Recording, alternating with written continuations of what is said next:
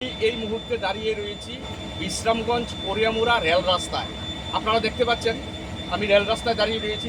আমার পেছনে রয়েছে যাত্রীবাহী রেল।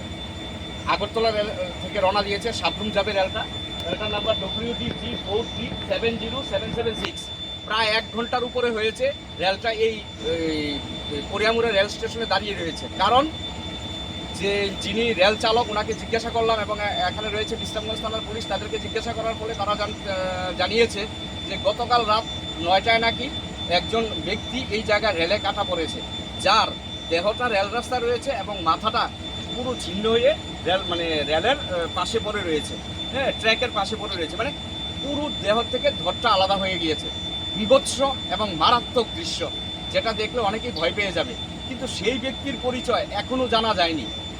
কিন্তু লাশটা বিশ্রামগঞ্জ থানার পুলিশ সকালবেলা ভোরবেলা খবর পেয়ে ঘটনাস্থলে এসেছে, কিন্তু এখন পর্যন্ত লাশটা সরানো হয়নি, কারণ ডুম এখন পর্যন্ত আসেনি। তবে ডুম আসছে, প্রায় কাছাকাছি এসে পৌঁছে গিয়েছে ডুম। পুলিশ এবং রেল চালক এবং যারা রয়েছে এলাকাবাসী তারা জানিয়েছে, যার ফলে 1 ঘন্টা ধরে যাত্রীরা রেলের মধ্যে রয়েছে এবং তারা প্রায় হয়রানির শিকার, বাচ্চা থেকে বয়স্ক সবাই 1 ঘন্টা দাঁড়িয়ে রয়েছে। রেল মানবিকতার পরিচয় দিয়েছে, কারণ মৃতদেহের উপর দিয়ে রেল নিয়ে যাওয়া মানবাধিকার লঙ্ঘন হবে, যার ফলে রেল দাঁড়িয়ে রয়েছে, এখনো স্টার্ট হয়নি রেল।